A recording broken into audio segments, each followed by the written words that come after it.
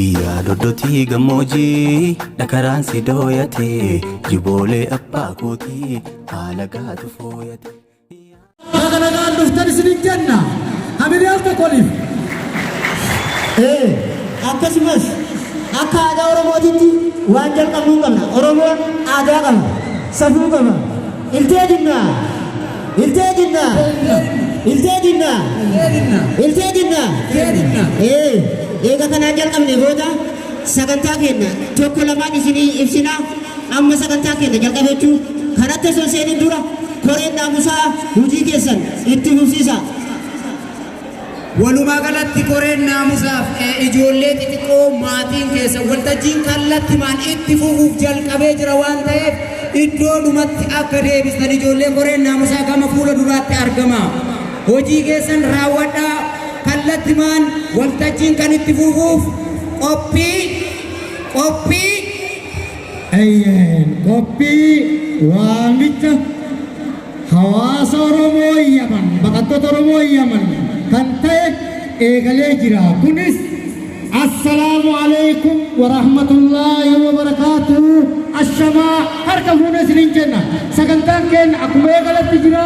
Dura dursoo akkuma aadaa Oromootti eebba manguddootaatiin jalqabna. Manguddoonni gama waltajjii dhufanii eebbaan waltajjii kenna akka nuuf banan gamanumaan isin yaadachiisa. Isin ammoo hamileedhaan naasimattan.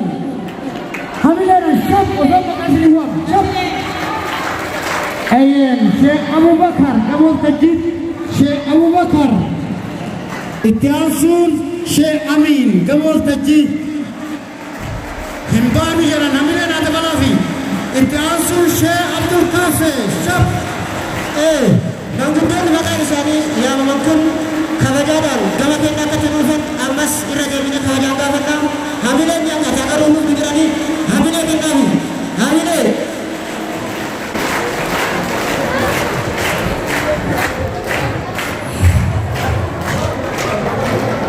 بسم الله الرحمن الرحيم.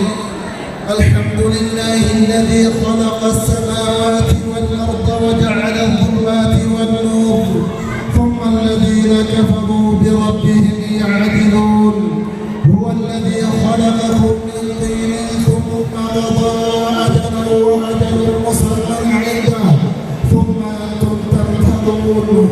وهو الذي في السماوات وفي الأرض يعلم سركم وجهركم ويعلم ما تكسبون. وما تأتيهم من آية من آيات ربهم إلا كانوا عنها معرضين. فقد كذبوا بالحق لما جاءهم فسوف يأتيهم أنباء ما كانوا به يستهزئون. أشهد أن لا إله إلا الله وحده لا شريك له وأشهد أن محمدا عبده ورسوله صلى الله عليه وعلى آله وصحبه وسلم تسليما كثيرا.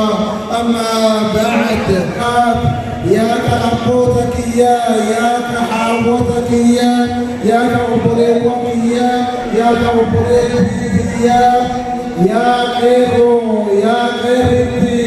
السلام عليكم ورحمة الله وبركاته.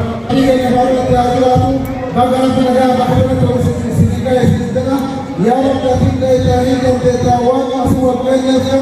يا ربي نرى فولي نرى نقي ثلاثة نقي يا رب تسألوا رقبي تنجس في سيارتك سنباسي رقبي تنجس في سيارتك سنباسي يا رب تنجس وطمانا من يتغنى يجسى وتتفت يا رب المكاسي يا رب المكاسي يا رب المكاسي والرتهيئة والولدة المفتوحة وتكرم سيارتي المباسي يا رب المباسي أسمر تصديق كما شاهدت إنما والدة جدك والسلام عليكم ورحمة الله وبركاته. غلطوا ما شريك لها. الله تنفقون هاباسي عبد الحاجة قارو رب سنكين حقارته ورجل لك سرب هاباسي عبد سرب الله حقاسي وما سيكون رب هاباسي ورجل تنسرب حقر قارو هذا كين الله إن شاء الله أقرتين تنقتين هاباسي آمين تنو أرارو آمين تنسرب حقر قارو آمين ورب تنفقوا هاباسي آمين بخيرات كل هاسو صفات وتربين هاجيسو أدويتنا مرب نورها بكسو فاي رب نورها كاسو فرد رب نورها قدو نورها كرقارو بالوكي نورها كسلا كسلا نورها باسو ساسلا كسها باسو نورها بكسو لساني حالامتو لساني حالوتو رب نورها كرقارو نورها كاسو وليس رب كلامها بيتو أدويتنا رب نورها بكسو ربها عافيو ربها كرقارو ربها كرقارو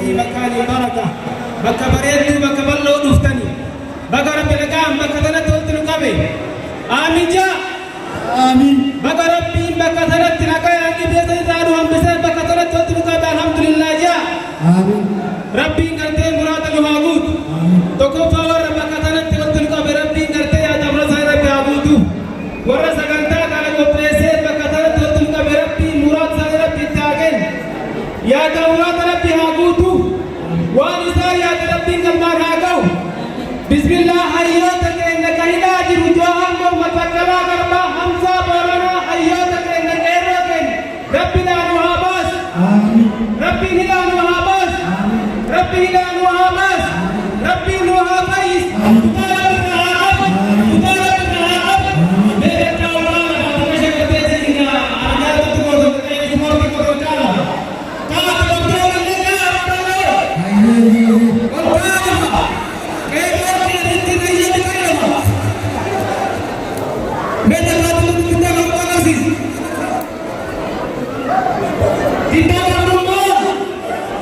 بسم الله أيوم كذابون أيوم كذابون تدوم تدابين كيرو كذابون كيرو كذابون أبدي نبضهم دارنا عبون أيام كذابين كذابون بسم الله الرحمن الرحيم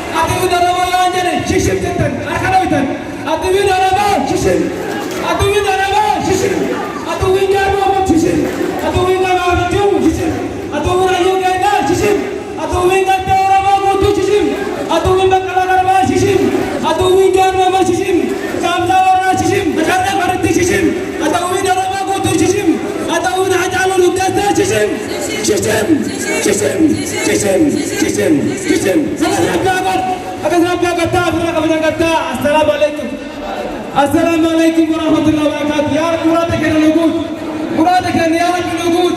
يا رب أيوك أنك تنا نماز، أيوك أننا نماز. يا رب النور، يا رب النور، أنك النور. يا سبحان ربك. السلام عليكم ورحمة الله وبركاته. galatoma manguddoota kennallee kabajaadhaan bakka teessuma isaanii dursumatti asii jenna manguddoota kenna warra bakka kana argamtanii du'aayi nu gootanii akkasumas waltajjii kenna du'aayi nu gootanii galatooma ulfaadhaa iddoo teessuma isaaniitti kabajaan nu simadha. Egaa hamilee manguddoota keenya akkanuma gadi geessinu hamilee irraa jiru. Ammas akkuma beekamu naamusa barbaachisaa waan ta'eef hundi keessanuu bakka keessanitti deebitanii kabajaan akka guuteettan kabajaan isin gaafanna misiroo deebine iddoo keessanitti deebi'aa dhugaa asitti argamanii haasaa gabaabaa nu taasisanii Osman Galatu hamileedhaan bakka kana ulfaadha. Eeyyee akkuma poleessi kiyya jedhe koree qindeessituu sagantaa kanaa ta'uudhaan bakka bu'uudhaan sagantaa wanti kun qophaa'eef maaliif akka qophaa'e kaayyoon isaa maali kan jedhu ibsa koree qindeessituu sagantichaa irraa obboleessi keenya Asmaanii yaada akka nuu dabarsan hamileef kana kennaafi. Baay'ee duraan dursee carraa kana naa kennuuf galatoomaa jira. Oromoon bakka kana argamtanis galatoomaa jira. Itti aansee yaada takkaaf lama qabaa isii dubbadhee hidhee tumbeessu. Isii dubbadhee xumuraa guyyaadhaa nuti baqattoonni Oromoo magaalaa Yaman sanaatitti argamnu diddaa gabrummaa dhumaatii ilmaan Oromoo mootummaa Itiyoophiyaatiin bilisummaa jedhanii maqaan isaanii tumattolle ilmaan Oromoo fixaa jiranii fi balaaleffannaa sanii fi nutis biyya jirru kana keessatti ni jirraa qeerroo wajji jirraa qeerroo isin booda jirra jechuu fi yaada tokko tokko dabarfata kan jedhuuf bakka kana sagantaa qabannee dhufne asitti argamuuf keessaniin irra deebi'ee galatoomaa ulfaataa isiniin jechuu barbaada. Isa itti aanuun ammoo ilmaan Oromoo dhumaa jiranii lakkoofsa waan himamuu miti. Namni kamuu ni beekaa jechuudha. Namni bitaa jiru maqaa Oromoo uffatee Abiy Ahmad yookaan Bilisiginna akka jedhanii. Kanaaf jecha ilmaan keenya ta'utu dhaqannee hin nyaannu rakkinni nuti keessa jirruu fi gatatonni keessa rakkoo biyya Yemen nuti keessa jiraannu ilmaan Oromootiin akka nu godhu fayyadamuuf bakka kanatti argamu.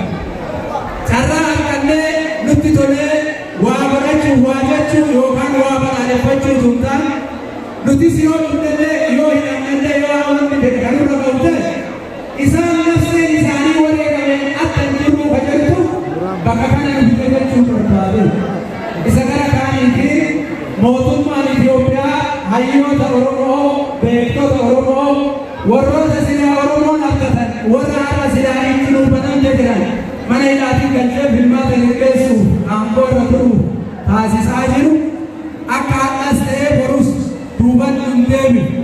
Qabsoo waan ta'e ilmaan Oromoo biyya keessa jiran kan nafsee isaanii wareegan isin booda jirraa yoo isin dhuftaniif yoo walakkaa kabeettan ta'e galuuf qophiidha jechuun barbaadeen biyyi nuti keessa jirru tun biyyi nuti keessa jirru tun biyya waa lama sadii irraa bara tokkoffaa rakkina irraa barree jira lammaffaa akkaataa itti biyyattiin bilisoomtu karasaas yookaan taankiin abbaa fedhee biyya tana socho'u keessa jiraataatu kanaaf jecha qooda kana fudhannee yoo hattummaatee yoo hammaatte qeerroo leenjifnee biyyattiin galchuun qophiirra jiru abbaan fedhee waan fedhee haa jedhu. Kanaaf jecha ammas irra deebi'ee qeerroon akka qeerrootiitti dubartiin akka dubartiitti uf ijaaruun dirqama. Abbaan biyyaa yoo dhume yoo Oromiyaa irraa ilmaan teenna fitan eenyutu itti hafu bilisiginnaan itti naftu amaarri itti nafu itti ganna biyya teennatu qabsoomnee hidhamee itti ganna. Kanaaf jecha warri fakkeenyaa fi biyya kana keessa jiraatu waan amma isiniin jedhe kana baree jira. Yoo galallee hiriira itti beeka, yoo galallee waa mormuu itti beeka, akkaataa biyyaan wajjin bulanillee itti beeka. Baratee jira jechuu barbaadeet barumsa biraa waan isan barbaachifneef mootummaan Itoophiyaa hatantamatti yoo karaa uummata Oromoo kan deebi'u ta'e gara uummata Oromoo deebi'u isa duraati hayyoota Oromoo kan hidhe kan biyyaa baasaa jiru kan haqaa sodaachisaa jiru kan maqaa hedduu itti moggaasee Oromoo walitti buusaa jiru akka dhaabu jechuu barbaada asumaan naamsa dabarfata isa gara kaaniiti Haacaaluu Hundeessaa manni Argeessee Abiy Ahmad nama maqaa warroonni gadi Abiyyiina jeellee shaneetu Argeessee shaneet diinana jeellee waan godhu Haacaaluu Hundeessaa hin ajjeeru namni Haacaaluu Hundeessaa Argeessee Abiy Ahmad isa jooje Haacaaluu Hundeessaa har'as tu'ee borus iftaaris ajjeefnee jirraa hin boqanna yoo ka jedhu ta'e dogoggoree jira irra deebi'ee Haacaaluun digdamii wayii akka bahu akka beeku barbaanna walumaa galatti Haacaaluu Haacaaluu ajjeese sagaleen Haacaaluun dhokattu waan Haacaaluun irratti weessan Oromoon akkamuu taatu har'aa ooftee boruu turtu wama fedhe haa ta'u Haacaaluu Finfinnee keessa bakka inni irratti weessanii awwaalamuun isaanii qaba. Hamilee kennaaf. Bakka Minilikiin Abiyyi irraa itti ajjeese san harree isaa sanachii kaafnee yoo Haacaaluun achitti hin awwaalamin Oromoon hin jirti jettee waan dubbattuuf hin qabu. Hamilee. Kanaafuu walumaa galatti otuma jennu diraamaa abbaa lataa tokko na yaadachiisa. Adaanan barree ka jedhu tokko. Warroonni bilisiginnaa deeggartu magaalaa sanaa keessa teette.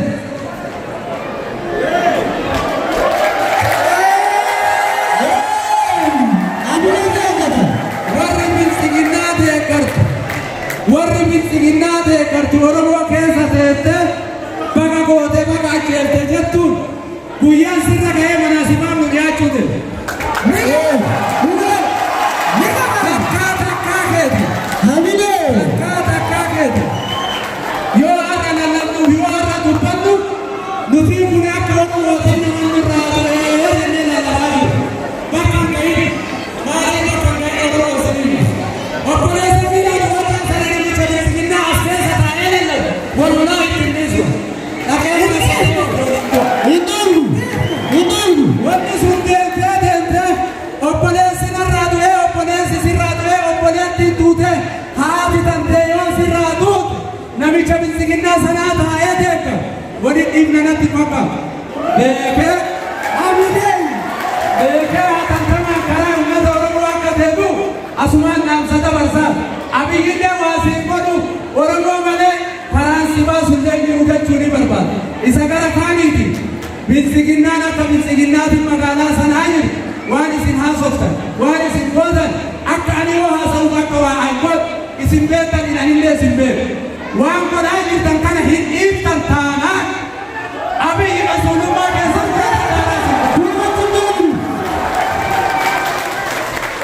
qeerroon biyya keessatti wareegamaa jirtu maqaa sabaatii fi maqaa biyyaatiin lukkuu nyaattee ruusa nyaattee waan silaa godhan gootee baga godhee baga ajjeesee sheekoo inni sun anaa fi Oromoo bira ga'aa jiru. Irra uqasan kun isa irraa aakera hindi tataanaan dhiira utuun taane dubartii dhuftee akka manaasibaaf sitti himaa.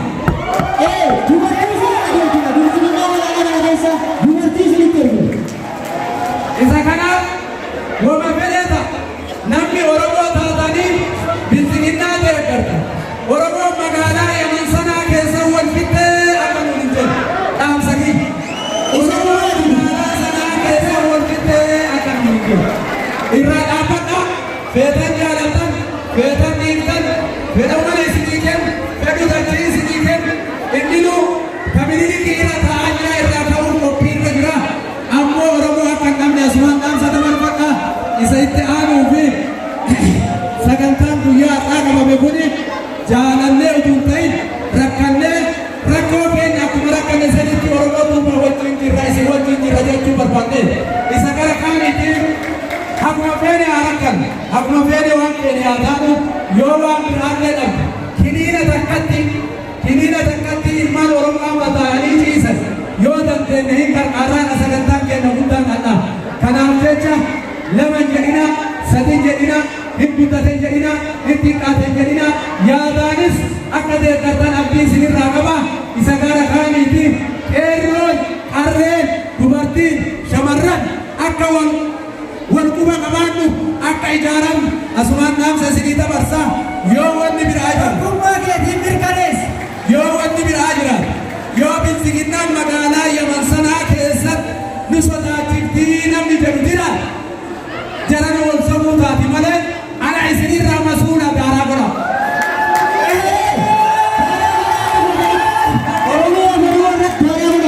Namni bilisiginnaan nu sodaachiftii jedhu yoo jira Oromoo biyya dhumaadhaa bee namni wanni sodaatan hin jiru Yamanii keessa waliin jirra.